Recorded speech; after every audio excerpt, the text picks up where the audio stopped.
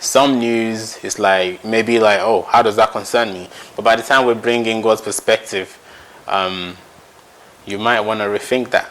So first on the list we have an interesting one. Okay. So did you play that game hide and seek when you were growing up? Of course I did, and I did love it. You love it? I did. Cool, that's good. Absolutely. Now what if that game can end you up in a different country entirely? Like on the opposite side of the planet? I mean, that would depend. A travel-free journey, basically. That would depend. If you're actually looking forward to relocate, so not, if you were in danger in one country and hide and seek got Lord, to another please country. give me a visa. Get me a visa. Get me out of this country.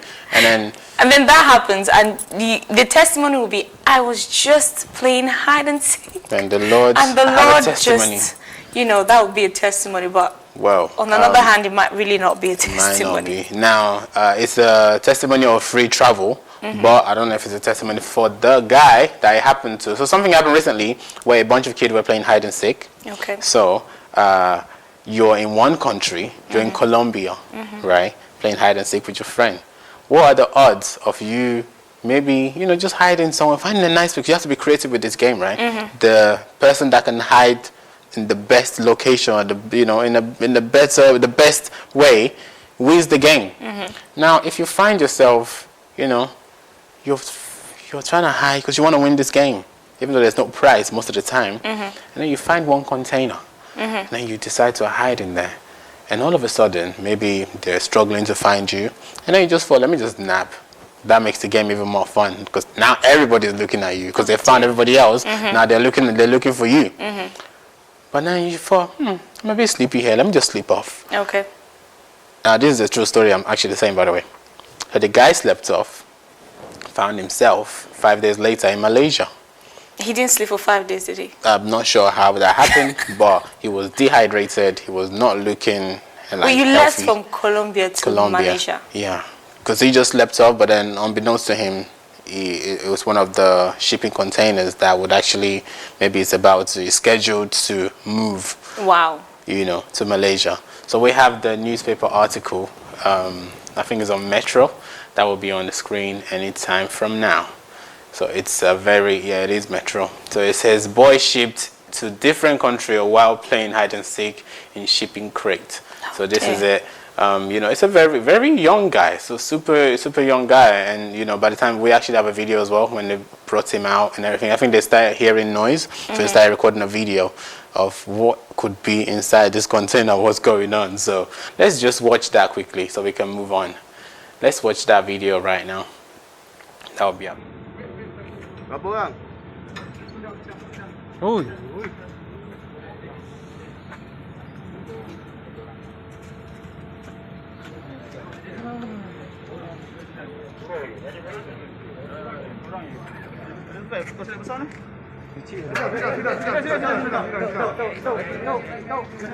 Ini apa video dulu?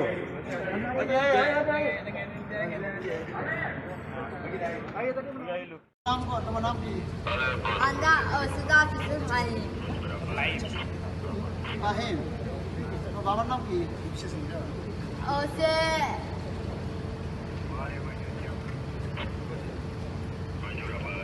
Ini orang Myanmar lah. Hah? Myanmar. Orang India kan? Dia orang India.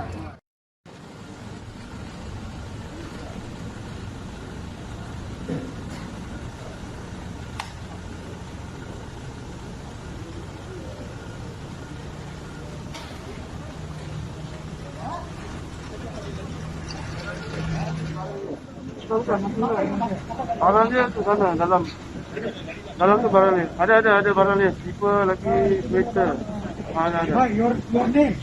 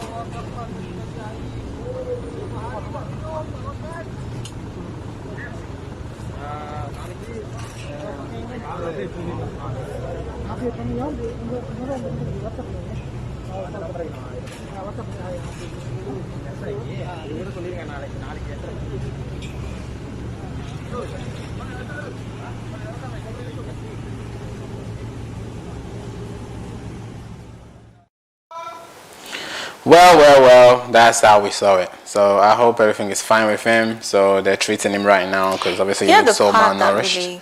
Sorry, carry on. Yeah, he looks so malnourished. What I'm trying to understand is the bravery to be in front of that truck. You're just hearing noises. It's not as though you're sure whether it's What a is in human there? being, an I'm sure animal. you can guess, with the sound of the noise, like, oh, it could be a kid. Maybe. If it's But something like, still, and then you're like, what kind of alien is that? What kind of species of animal is that? So you're not too sure. But I no, mean, but then for the child to have been sustained for 5 to 6 days, then that is in itself some it's just, sort of miracle. well, it's just 15 years old. So it's something. So anyway, that Possibly is, any longer, he might have passed out. God has a plan for this one. So maybe that was the enemy's plan. But then God turned it around for good, for the saving of then lives. if it were, let's not say you, because you won't find yourself in that kind of a situation, but as Christians, I think the man of God, Reverend Dr. Chris Oyakhilome, teaches us to understand that our steps are ordered at all times.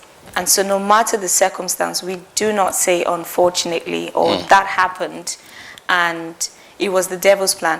Whatever happens becomes a part of the plan. So there's no need to That's the thing, fret. if you know who at you any are, point. basically, and you know that you love God, because it says all things work together for good to them that love God, God. right? To them that are called according to His purpose. Now, I know the world has changed that to, everything happens for a reason. Now, that one is not in the Bible. That's so different. if you hear that one, it's not in the Bible. Everything happens for a reason. What reason could that be? So, but Well, if it has everything to happens work, for a reason. no, that is the this opposite of what I'm trying to say. everything is- works out together for good. Yeah, true. But then, if someone who says everything happens for a reason, and the question is, what's the reason? It's negligence. But then most of the time- It's either you make things happen for you, or you walk in the path of the way things I are see what you're put saying. in place for you. So yes, when there's people a reason behind why. Yeah, what you're happened. talking about cause and effect. Of course. That's what you're saying. But when they say it happens for a reason, it's always like, there's a plan that we don't understand that, that's playing out right now. That's what they mean by that. So it's like, don't worry, it happens for a reason. Let's not question it. But hey, you could have done something about it. Oh, Yeah, what yeah. you did that led to this. Absolutely. So it's like, oh, it happened for a reason. No. If you did better, it wouldn't have happened. So that's why it is. But I'm saying, regardless of what happens, if you're born again and you know that, it says, and we know, but then you have to have done the required part, the part of that scripture that talks about the prayer, the kind of prayer that you pray, and then after that kind of thing that everything works together for good because Yeah. you've already orchestrated stuff in the realm of the spirit. So it's like, anyway, so that's a story right there.